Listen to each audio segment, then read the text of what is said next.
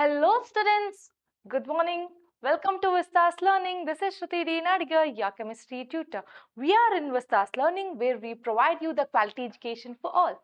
Do you know what the day is today? It's March 3rd, that is World Wildlife Day. We are celebrating this to say that we and our forest life, like whatever the wild sanctuaries are there, we need to save them. So you have to say bye to plastics and grow more trees so that other living organisms will also have their own life. We have to live and let live.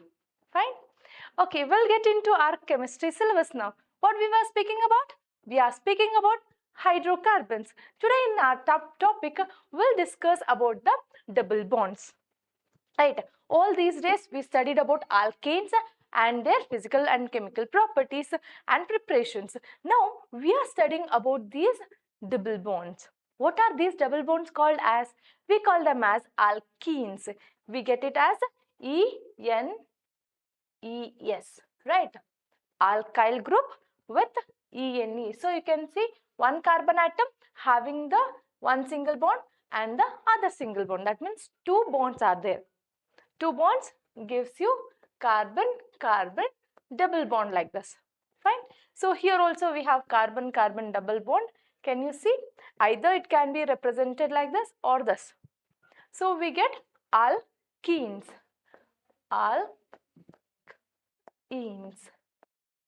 We get ENES. Got it? So we are discussing about these alkenes today in our hydrocarbons, and this is our fourth lecturing class.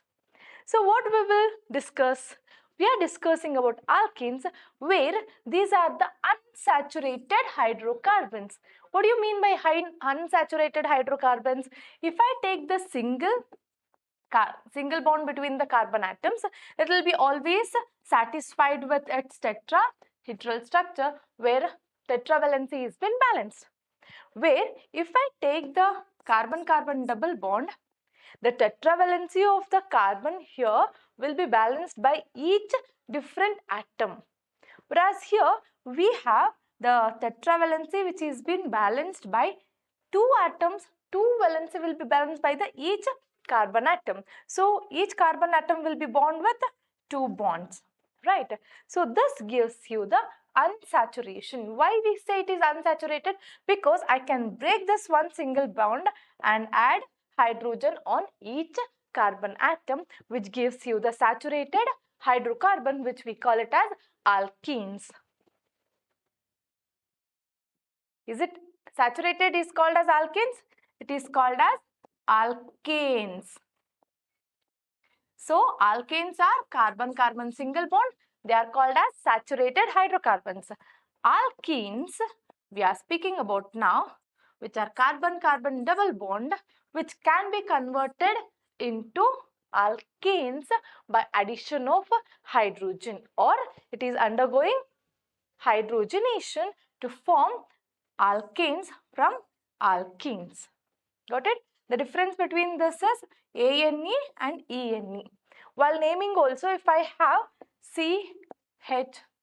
CH4, we call it as methane, right? There is no there is no molecule called as methane. Why? Because we don't have double bond with one carbon atom. We require two carbon atoms. So first member of alkene will be carbon-carbon double bond like this. So two hydrogen atom which is been satisfied by lead. So this is the ethene. So first member will be C2H. C2N plus 2 was for alkanes. 2N is for alkenes. Got it? So here we have alkenes which is unsaturated hydrocarbon, and it contains at least one single bond. It should have at least one single bond with the general formula CnH2n. As I said, the carbon, if it is having 1, then the hydrogen will be 2n, right? So it will be 2. But this is not possible because carbon should have minimum of 4 bonds. So this bond or this single methane is not a member of alkene, so that is not a first member. Which is the first member then? That will be C2H4, where you can see CC double bond and 4 hydrogen atom. So this is the first member of alkene. With the general formula CnH2n, you can find n number of alkenes. Got it? Good. Alkenes are also known as olefins as they form oils. Like we can also say it as oil forming. As we can see, the first member of the oils will be having ethylene or ethene. You can call it as the ethyl. Ethylene. Ethylene. Alkylene. Propylene. Or you can easily simply call it as ethene, where C2H4 is the first member of this alkane, and that reacts to form a liquid which we can call it as oily liquid, which we call it as olefins. It reacts with chlorine to form the oily liquid. So that since it is oily, we call it as olefins. So what about the structure of double bond now? How the structure is been formed? We know that the tetrahedral structure for methane, right? For alkenes, we'll be having tetrahedral structure. Each hybrid sp3 hybrid orbitals will be linked with other hydrogen atom, or we can also say that this hybrid sp3 hybrid orbitals will be linked to the other sp3 hybrid orbitals. So we have like this, which is forming carbon-carbon sigma bond, right? It is overlapping where we get sigma bond here. So likewise, we get the alkanes. How do you find the alkenes now? So here, when we have to get the double bond, we need to remember when the double bond between carbon-carbon is present, then compulsorily one should be sigma bond, other should be pi bond.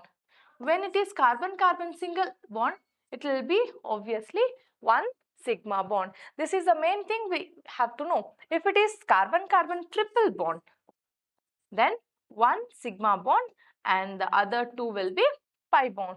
This we have studied already, right? So we'll just discuss about the double bond now. As we know, we already have one sigma bond. So one overlap will be like this, and the other will be having the p orbital, and that will be overlapping laterally to give one sigma bond and one pi bond. This is how the bond takes place.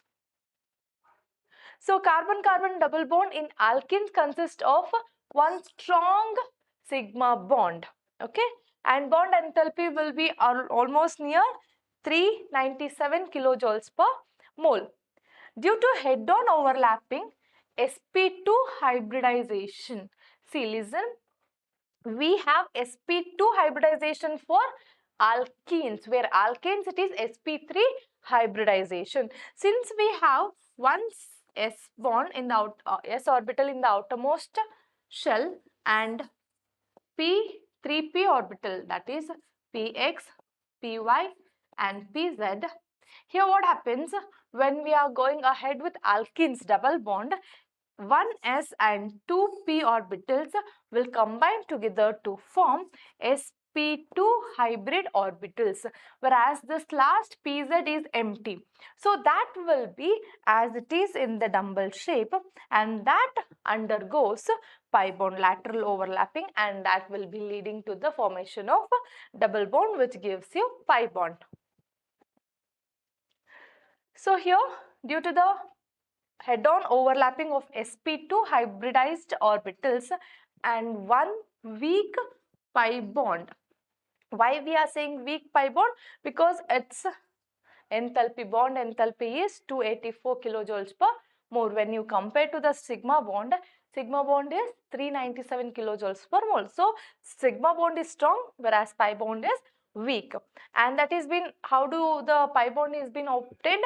It is obtained by lateral overlapping or sideways overlapping of the two p orbitals of each carbon atom.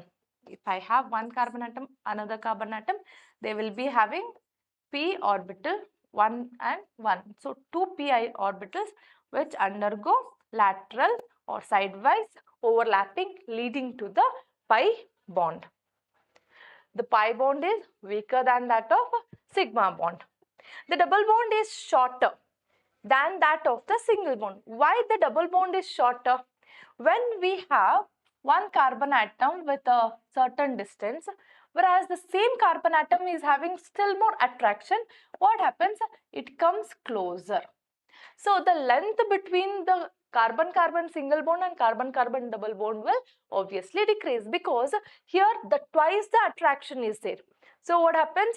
The bond length of the double bond between carbon-carbon will be decreased. So the bond length will be 134 picometer, whereas if you see that in single bond it will be 154 picometer. Next point is that the pi bond is weaker bond due to a sideways overlapping between the two orbitals. As you see, it is overlapping sidewise, whereas for sigma bond it is overlapping here. So electron cloud will be more here compared to that of this. This is a bit far, whereas this is completely overlapped, right? So here the poor sideways overlapping will be there. So weaker bond we can find for the pi bond compared to that of sigma bond.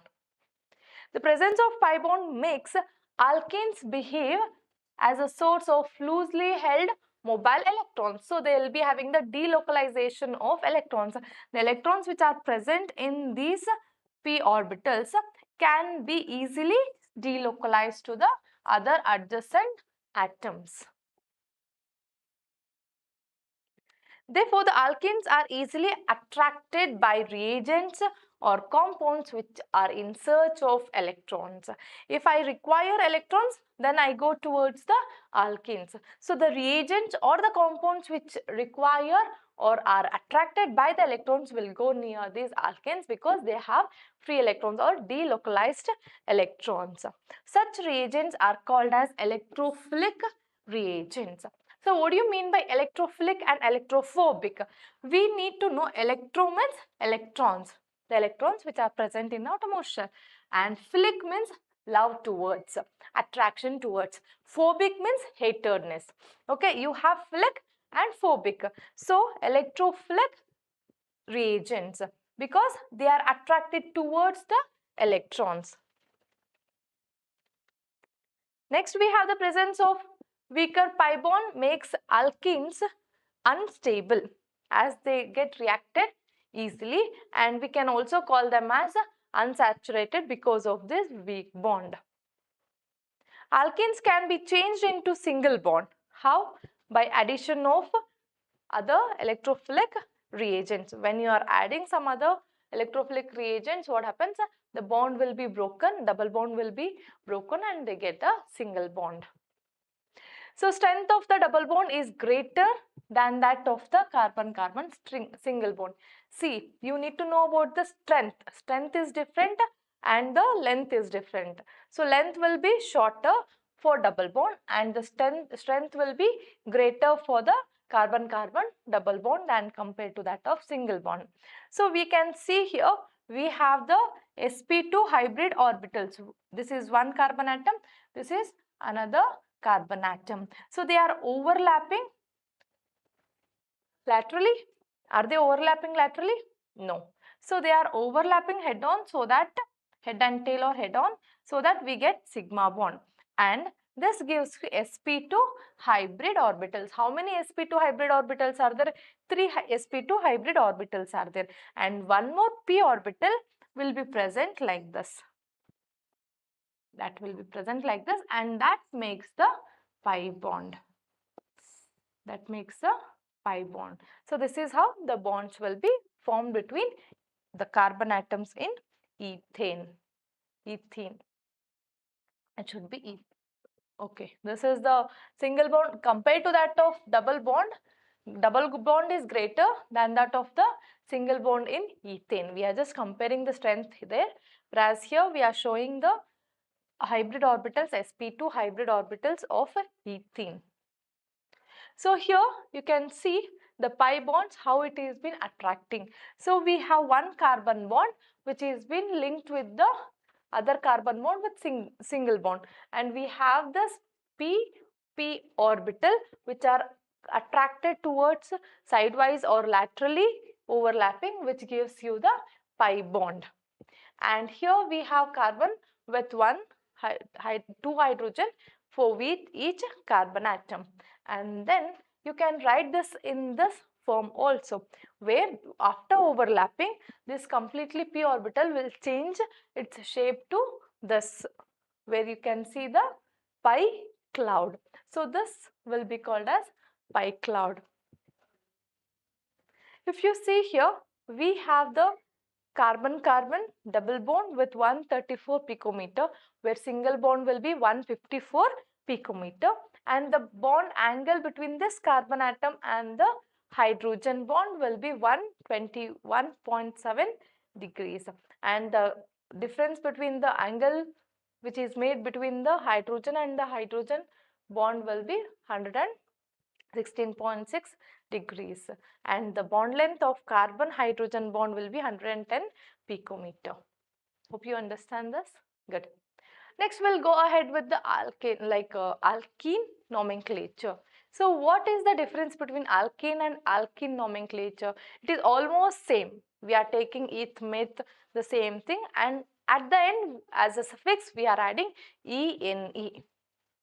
So numbering of the chain, main chain, how we were doing for the alkanes, same thing we are doing for the alkenes also. So numbering of the chain is done from the end which is near to the double bond. Here which is near to the double bond means if I have the carbon bond like this, if it is here the double bond, then I have to name this as 1, 2, 3, 4, 5. Okay. If the same bond, if I am just writing the same structure, if the same bond is at this end, then I have to name the chain from that end. Okay. Now, if the bond is in the second carbon atom, if I take 1, 2, 3, this will become third carbon atom. Double bond will be for third carbon atom. But if I take from here 1, 2, the carbon atom will be for second carbon atom. So what I need to do, I have to take this second carbon atom which is having the double bond. So which is near to the numbering to that carbon atom, we have to take the numbering. So numbering of the chain is been done accordingly where it is near to the double bond. And the suffix is been, as I said, it should be given as ene in place of ane. It may be, remember that the first member of alkene series is CH2. Means if you have the alkene series, that can be replaced by, if you add CH2, it will give the next successive member. So methane but has very short life. That means they are saying this is the member where CH2 it is having very short life. That is not exactly the molecule also, as I said. So first member will be considered as C2H4. As already mentioned, first stable member of alkene series is C2H4, known as ethylene or ethene. We get it from IUPAC name. Okay, the nomenclature whatever we are studying, it is there in the IUPAC name. We are studying accordingly. The common name can be called as ethylene. So IUPAC name of a few members of alkenes are given below. Here we don't have the names, we have the structures. We'll just try it out how to do it. Okay, first structure 1, 2, 3. Can I name from that end or from this end? As I see, the double bond is here, so I have to name like this 1, 2, 3. So it is prop. The first one is prop, as I'm writing here, 1, 2, 3, that will be first one, prop, and we have first carbon itself, the double bond. So I can write in, propene, right? We can write it as propene, but according to IUPAC name, we have to write it as prop 1 ene. Okay, that means which carbon double bond is present. So since first carbon double bond is present, we can take it as 1 ene. For the second one, we have 1, 2, 3, 4 now. So again here, I cannot name from here. If I name 1, 2, 3, 4, then the third carbon will be having the double bond.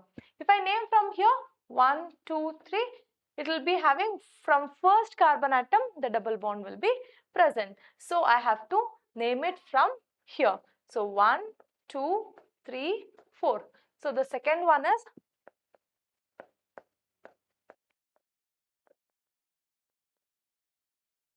this is the first one. The second one is 4 carbon atoms we have. So bute, how many double bonds are there? Only single bond. And to which carbon atom it is there? For first carbon atom. So 1 ene. You can also simply call it as butene. The next one. Here again we have how many carbon atoms? 4. 1, 2, 3, 4. If I make like that, then it will get 2 here. 1, 2, 3, 4. Then this carbon will get 2. So either of the side if I do, it will be 2 itself. So anyways, you can name here. Give the numbering. So it will be third one. Since it is it has 4 carbon atoms, I can take bute. And the carbon atom, which carbon atom it is having double bond? For the second one. So 2 ene. Are you getting the difference between the second and the third structure? The double bond is there for first carbon atom, so bute 1 ene, and if it is for second, we are getting bute 2 ene. The next one is that 1, 2, 3, 4. We have 4 carbon atom again, but here we have 2 double bonds. So from where you have to number? If you number from here 1, 2, 3, 4, then we'll get 1 as a double bond and then 3 as a double bond. Either if you name from here 1, 2, 3, 4, again we get the same thing. So here also you can number either of the side. So I am numbering from this side 1, 2, 3, 4. So now since it is 4, I am taking bute. And we have the double bond for first carbon atom as well as the third carbon. Don't consider this for the fourth one. Okay, the first carbon which is having the double bond, we have to take that. So 1 and the third one. So what we have to write? 1, 3 di. Di means 2. 1 means mono, di means 2, tri means 3, tetra means 4, like that it will go on. So bute 1, 3 diene. So this gives you the name for the fourth structure. Hope you are understanding this. Next we have the fifth one. The structure, if you see, this again contains 4 carbon atoms, right? So what we need to do here? We need to check what is the parent chain. So it is been branched here, right? Either shall I name this as 1, 2, 3 or 1, 2, 3. Where is the double bond? Double bond is here. So we need to name from here 1, 2, 3. Right? Why we are not naming this? Because this is the branch. So how to name this now? How many carbon atoms are there in the main branch? Either you can take 1, 2, 3 also, or 1, 2, 3. Okay. So prop. 3 carbon atoms are there in parent chain. So prop. And we have 2 methyl group. Where to write that 3 methyl group? It should be in the prefix. So we need to take prop one ene, right? So one ene. This is the main parent chain, and we have the branch here for 2-methyl. So how can we write this? 2-methyl prop 1-ene is the name for this given fifth structure. Got it? Good. The next one, 1, 2, 3, 4, and we have this one 5. Again 4 double bond, like 4 chains are there. So what we need to do here, again we have to give the name from here, 1, 2, 3 and 4. Got it? So third will be having the methane. Here we have two things. One is substitution or the branch, and one is the functional group. So this ene can be considered as the functional group. So we have double bond here, first naming that. So we get bute we have, right? Bute for first ene. So bute 1-ene, and we have 3-methyl here. So we can take 3-methyl bute 1-ene. This is how we can give the nomenclature for the given structures. Hope it was easy, students. If you have any doubts, you can get back to us. Next we have isomerism. So as we have seen the isomerism in alkenes, what do you understand there? We have two types, right?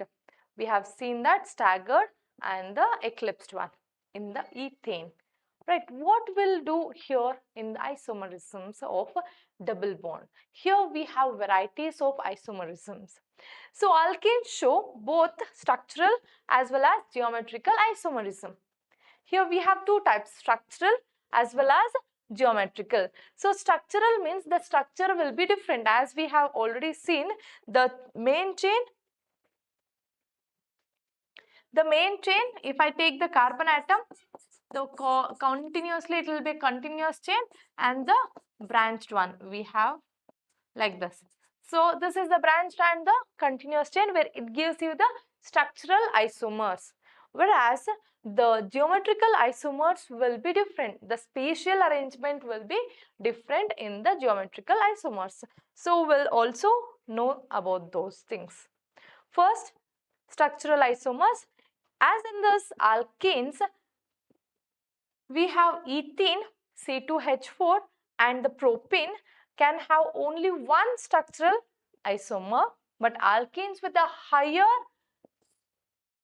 higher members than propene have different structures. That means if you take only the ethene and propene, you will be having only one structural isomer, that is the plain one. You will be having this for the ethene and this for the propene. You cannot change either. You have even though if you write that as like this comes as one chain. If you write this as like this, it comes as same chain. There is no branch chain, right? The way what we have written is different, that's it, but they are not the isomers. So for our ethene and the propene, this is E, okay. Fine. So if you see in ethene and propene, they will be having the same, only one structural isomer. Beyond this propene, if you go for butane and the higher members, then we'll get the structural isomers. We will be having different structural isomers for the higher alkenes. So if you take the butene, as the molecular formula C4H8, it can be written in the following ways, as we can see here. This is the first one. We have just seen the same thing, right? 4 carbon atoms can be represented in many other ways. So here we have 1, 2, 3, 4. We have double bond here, where it is for but 1-ene, right? We have the carbon 4 atoms. So butene, all will be having one single bond. Right, if the bond is here, then that will be but 1-ene. If the bond is, I'll write all the structures so we can easily understand. If the bond is in the middle, then it will be the other structure. And if the bond is there in this one, then this and the first one This is the first one, this is the second one. These both will be same. Why? Because while numbering will number like 1, 2, 3, 4. Whereas here 1, 2, 3, 4. So but 1 in, but 1 in. So this and this will be same. So how many structures can we make in this way? We'll be having 2 chain structures for butene. Got it?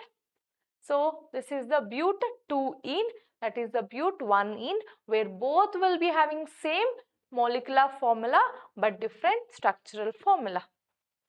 And you can see here the next one. This is the branch chain. It is not the same single chain, just here the position of double bond is being changed, whereas here this is also made up of 4 C4H8. The molecular formula is same, but the name will also different and the structure will also differ. So this we call it as a structural isomer. CH2 double bond C, single bond CH3, and one branch where CH3 is there, we can call it as 2-methyl prop 1-ene. This is the structural isomer. We can also call them as chain isomerism, as the chain is different here. You can see this is the continuous chain, that is the branch chain, and here the position of the double bond will be different. So this can be called as structural isomers of butene. Next we have the position isomers. If you see the position isomers, we can just take these two. These are the chain isomers, right?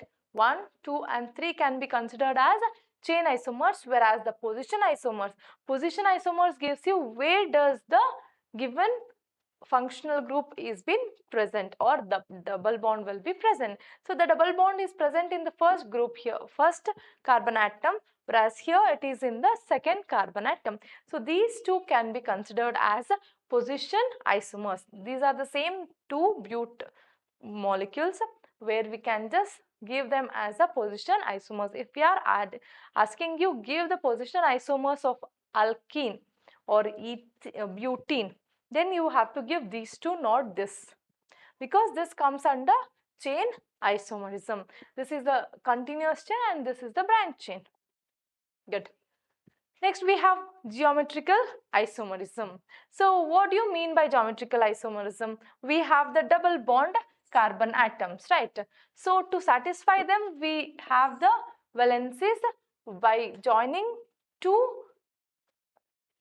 atoms or groups will get the satisfaction for that carbon-carbon double bond. That means we have carbon-carbon double bond. So each carbon will be having 4 valencies. So 2 double bonds are satisfied. Still they require 2 more groups or atoms to satisfy their bonds. Either it might be hydrogen or any other group or atoms also. So that is the meaning of this point. And if the 2 atoms or groups attached to each carbon atom are different, then what happens? We get the geometrical isomerism. If they are same, we cannot. So they can be represented by this, generally carbon-carbon double bond. That means we'll be having carbon-carbon double bond, and XY. XY means one bond will be Y, other bond will be X. So here also one bond will be X, one bond will be Y. You can ask me, you can write reverse also, right? So that gives you the geometrical isomerisms. We'll study about that. So the structure the representation of the geometrical isomerism can be given by this, but their structures will be given by this. So if you see here, carbon-carbon double bond, carbon-carbon double bond, right? What is the difference between A and B here? We can see if I take the plane over this carbon-carbon double bond, on one side, if I draw a plane over here, on one side we have both X here. Same groups or atoms will be falling on the same plane. Whereas on the other plane, it will be of different, like other one. They both will be same. That means same atoms or group will come under same, and then this gives you one type of geometrical isomerism. Whereas if you take the plane over here, you have one X, one Y. Here one X, one Y, they are different. So when the same atoms are on the same plane, we have the isomer, which we call it as cis, whereas if the same atoms or groups of atom will be in the opposite plane, we call it as trans. So these are the two types of geometrical isomers when double bond, carbon-carbon double bond is present. You have to remember that when carbon-carbon double bond is present, then the different types of atoms or group of atoms are attached. Then we get these two types of cis and trans geometrical isomers. Hope you are understanding now.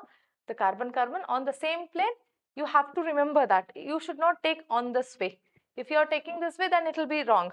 You have to go through this double bond. Okay, the plane should be on the double bond. It should not cross the double bond. If you get confused like this, then you will be having the confusion in between cis and trans. So don't take the plane like this. Take always the plane through the double bond. If I am writing the same double bond like this, here X, here X, here Y. This is also there, students. You should have different atoms or group of atoms to the each carbon atom. So XY, and here if it is X and if it is Y, then I have to go through this double bond. The plane should be passed through this double bond. Then above that, if they are same, then it will be called as cis. If they are different, then we have to call it as trans. Good.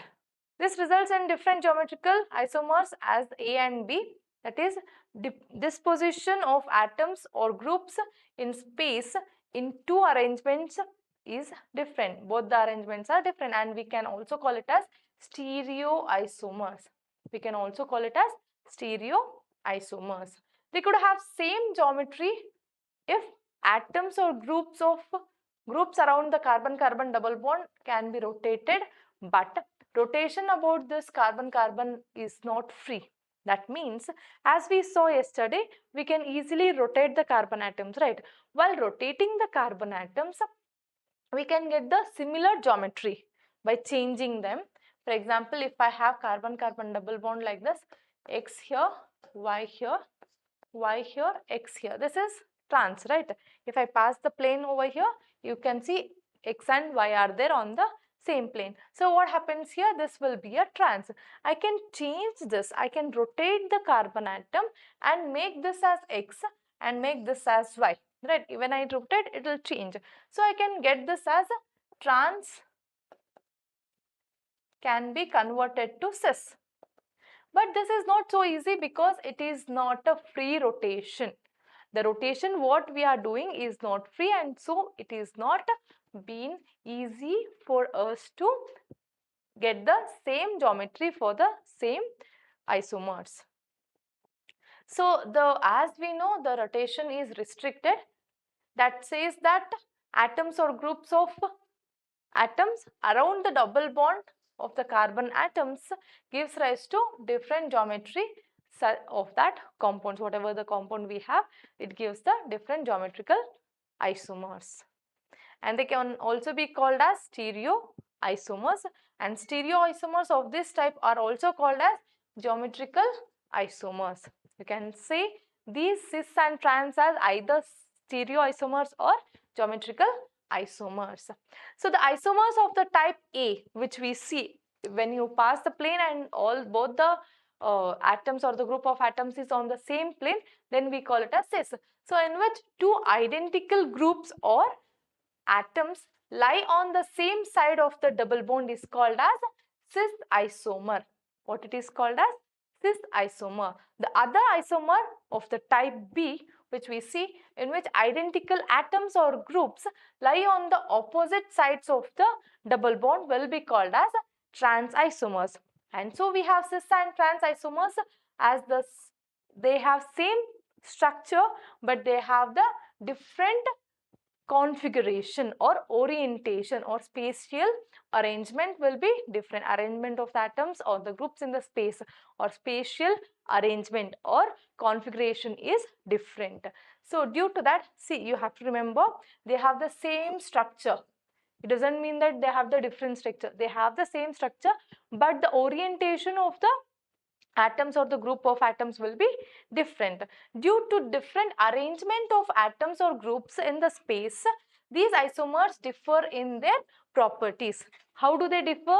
The melting point will be different, boiling point will be different, dipole moment will be different, and also solubility also differs because they have the different spatial arrangement, and that leads to the different properties of these molecules.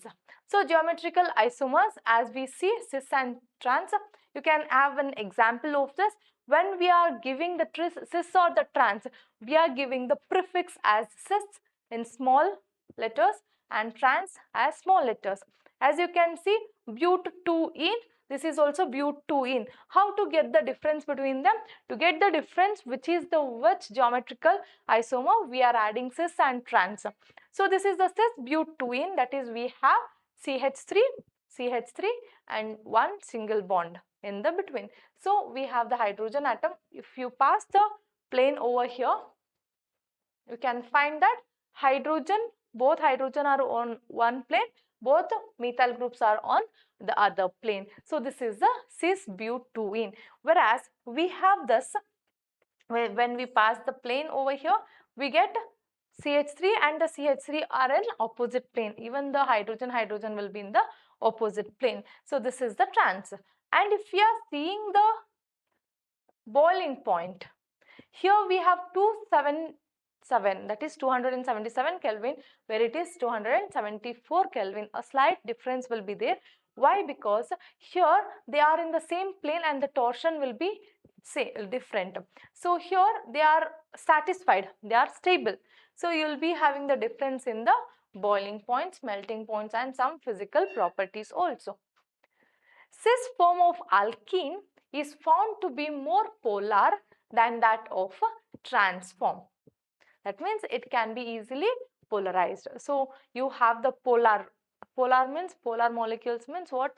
You will be having the slight attraction towards one molecule and the other molecule. So you will get the delta plus and delta minus, small difference in the charge. So that small difference in the charge leads to the polar molecules. So cis will be more polar than that of trans, because what happens here is that when you have the double bond, and this is the methyl group which is called as electron donating group.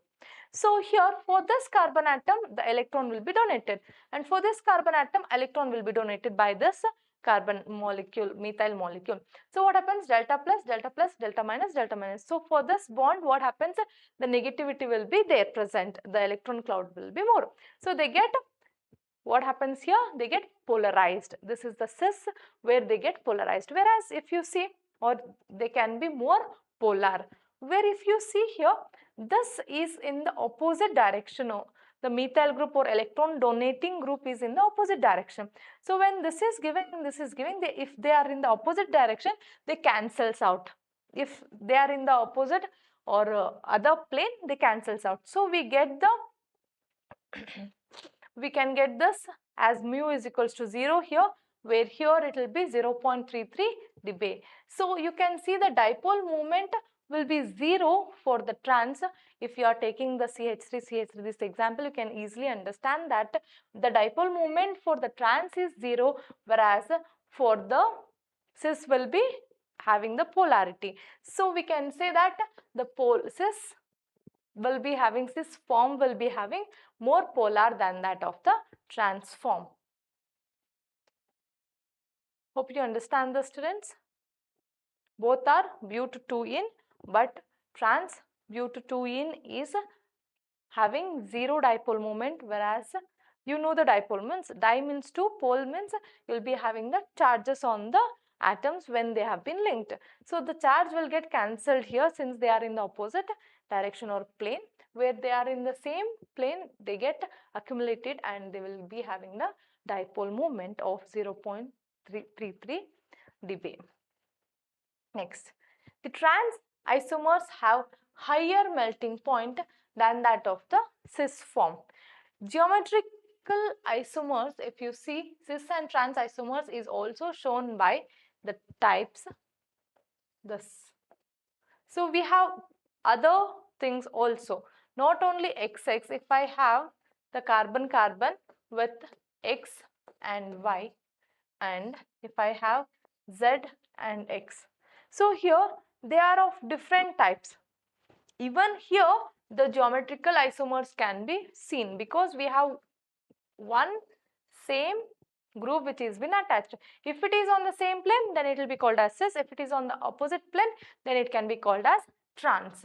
And we also have one more thing where the other can be given by all the four will be different. This is XY, here Z and W. Even though they are different, it depends on the bulkier group or electrophilic group or electron withdrawing group, how it will be. It depends on that molecules. This we'll study a bit later. So you can see the carbon-carbon double bond which is attached to the same, only one similar atom or the group of atoms that will be on the same plane, where we call it as cis, or if it is on the opposite plane we can call it as trans, where here everything will be different. So next we have the preparation, students. You should know that in chemistry what happens, if you are studying about one topic, you have to learn about their physical properties, chemical properties and preparations and uses, right? So that is what we have finished all these things, and now we are into the preparation of alkenes from alkynes. As I said, alkynes is triple bond, right? So what do we want? We want alkenes. How to get triple bond to double bond? By addition of hydrogen. Okay. So by hydrogenation, we can form this formation of alkenes. Alkynes on partial reduction. You need to remember partial reduction. If it is undergoing complete reduction, what happens? The double bond, triple bond will convert to double bond will be converted into single bond, which gives you alkanes. But here we desire alkenes. Since we want alkenes, we should not undergo complete reduction. We want partial reduction. So since it is undergoing partial reduction with calculated amount of dihydrogen in presence of palladized. Palladized means palladium is present in presence of charcoal, that is carbon. We are having this. You might be knowing about this. Charcoal partially deactivated with the poisons like sulfur, so that it should not undergo complete reduction. You can also get the quinolines, which gives you alkenes. Means the quinoline and the sulfur will give the poison for the, means it will poison means it deactivates. Poisoning is nothing but it will not die. The carbon is a non-living thing, right? So that charcoal will not be completely activated. It will be partially activated. To make it partially activated, we are using quinoline and the sulfur, such that how we want the reduction should take place in such a way that only the alkyne should convert into alkenes, not for alkanes. So we are using this sulfur and the quinoline in charcoal to make it deactivated. Okay, so you can see here alkyne, the R stands for R and R dash stands for the other extended carbon chain. So R and R dash, if you see alkyne which is been undergoing reduction in presence of palladium and carbon, instead of writing charcoal we can directly write it as carbon. And what we are using for that carbon to be deactivated, we are using sulfur and quinoline to give cis alkene. It is getting a cis alkene. You can also get trans alkene also. Partially deactivated palladized charcoal is known as Lindes Catalyst. This is 1 mark question, students. It might be asked for your board exam, or else even for the competitive exam, CET and all, where you can say that what is the Lindes Catalyst. Palladized charcoal is known as Lindes Catalyst. So here we have an example. Ethine is been reducing in presence of palladized charcoal. What we call it as Lindes Catalyst, right? We get ethene. Double bond is been broken and we get, triple bond In that, one bond is broken and double bond is been formed and hydrogen is been added to it.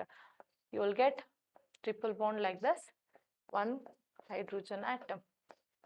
So hydrogen will go and stand on the palladium, where the hydrogen bond will be broken here, and that will be having the palladium weak bond, and this hydrogen goes here, the bond breaks and it comes like this, and we get carbon with 2 hydrogen each, making the one bond which has been broken, and we get the carbon-carbon double bond. Next we have alkenes thus obtained are having the cis geometry. So in this process what we are getting, it will be having the cis geometry, and the alkynes on reduction with sodium in liquid ammonia will form the trans alkenes. You should know this. So when do we get the cis? When do we get the trans? So when it is been undergoing in presence of reduction is been taking place for the alkynes in presence of Lindes Catalyst, we get the cis alkene, whereas the same thing is been undergoing in presence of sodium and liquid ammonia, we get trans alkene. So you can say sodium in presence of liquid ammonia, we get the trans alkene.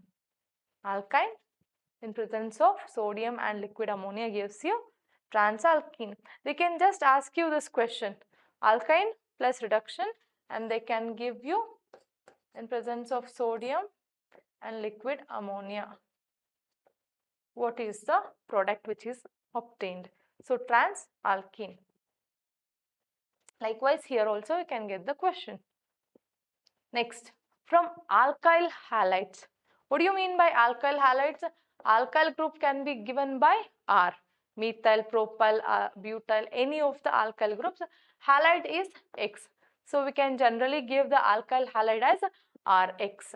So it is been called as dehydrohalogenation.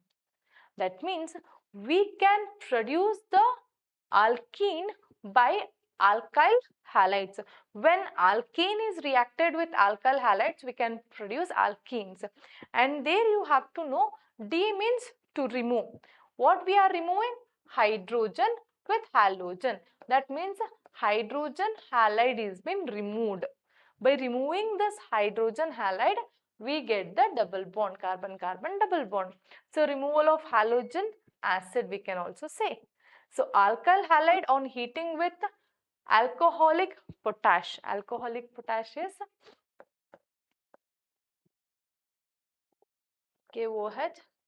So in presence of alcoholic potash, we can just alcoholic potash you are getting, right? Potash means KOH, that is potassium hydroxide, which is dissolved in the alcohol, will be called as alcoholic potash.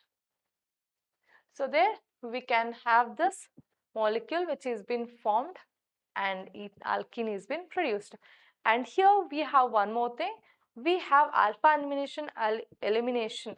This is eliminating, right? So alpha and beta. So here we have beta elimination reaction where hydrogen atom is eliminated from beta carbon atom. So if I have the carbon chain like this, this is alpha, beta, gamma.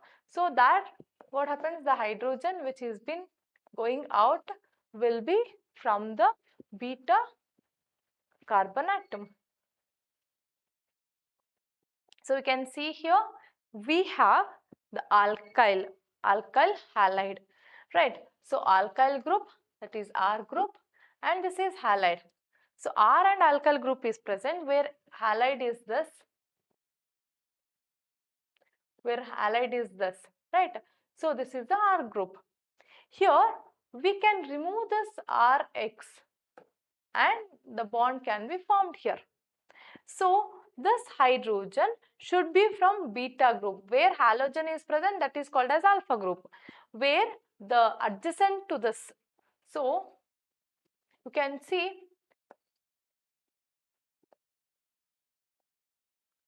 if I have the halogen here, so this is the alpha carbon atom, okay, and beside this will be called as beta, and this is also called as beta. You can get hydrogen from either this side or this side. This can be removed and you can get double bond here, or you can remove the hydrogen halide from this side and get the double bond here. Either of the things can be possible, but you need to remember you have the hydrogen here. This hydrogen and this halogen cannot be removed. So hope you are understanding here. We have alpha and beta carbon atoms. From beta carbon atom, the hydrogen will be removed in presence of alcoholic potash, which gives you the alkene. So nature of halogen atom and the alkyl group determine rate of the reaction, means which halide you have been taken. If it is iodine, it will take place slowly because it is less electronegative and less reactive, whereas chlorine and bromine can easily take place. The rate of the reaction we are speaking about.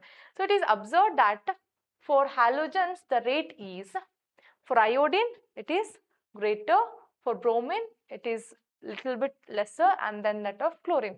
Why this is like this? Because iodine is less reactive. Since iodine is less reactive, we can remove that easily. Whereas chlorine is more reactive, it cannot be taken out easily. So for iodine, the rate of this reaction, forward reaction, will be more because it is not having the stability here, because iodine is having less electronegativity and it will be having less reactivity. So it can be easily removed. Whereas chlorine and bromine are very strong and they cannot be easily removed with the hydrogen, adjacent hydrogen atom. So iodine is present there, this reaction will be easily possible. So the rate of the reaction according to the halogen will take place like this. If iodine alkyl iodide is there, it takes place easily. If alkyl chloride is there, it takes place a bit slowly. Well, if you are going with alkyl group, tertiary carbon atom or secondary or primary, if it is having tertiary carbon atom, this reaction takes place easily. Whereas if it is for primary, it takes place a bit slow. So next we have the vicinal dihalides. What do you mean by this vicinal dihalides? So dihalide means you will be having two halogen atoms. Okay, this is the two dihalogens. It can be like this, or for the same carbon atom you can have the halide. So dihalide means either for the same carbon atom or any other carbon atoms. Here we are speaking about vicinal dihalide. So here in vicinal dihalide you can see two halogen atoms are attached to the adjacent carbon atom. That means, as I said, you will be having halogen, dihalogen, which is for the adjacent carbon atom. Then that will be called as vicinal dihalide. So these vicinal dihalides on treatment with the zinc metal lose a molecule of zinc halide to form alkenes. Means if you have the double bonds like this, like if you have the vicinal carbon halides, these can be easily removed and the bond can be formed, double bond can be formed easily by removal of zinc halide. ZnX2 can be easily removed to form alkenes. So this reaction is called as dehalogenation because here hydrogen is not been removed. Only two halogens were there. Those two halogens are removing. So dehalogenation means we are taking out the halogens. So you can see here CH2Br, CH2Br. This can be given by this. We have CH2 and one Br. Similarly, CH2 and one Br. So these two Br will go with zinc. In presence of zinc, they can be easily removed and the bond can be formed. So we get carbon-carbon double bond with elimination of zinc bromide. So this can be called as dehalogenation. They can say give the preparation of alkenes as dehalogenation, and then you can carry out with this process. You need to remember, in presence of zinc this takes place, or they can just give the reactants and you have tried the products. Similar, one more example they have given. This is the propane, where it can be formed using this dihalide. This is the vicinal dihalide. You should remember, the halide should not be for the other carbon. If I have bromine here and one more bromine here, it is not called as vicinal bromide. No, they are dihalides, but they are not the vicinal dihalide. Hope you get to know what is vicinal, right? If you have the two adjacent carbon atom, to that adjacent atoms you should have the halides. If you are having for the third one and not for the middle one, then that is not called as vicinal.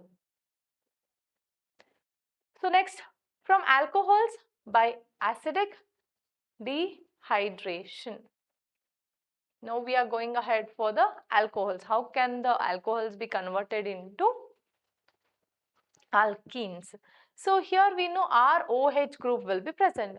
So this OH can be easily removed and we get the alkenes, where we know that the representation of alcohol is ROH and they will be having the general formula where R is equals to RCNH2N plus 1.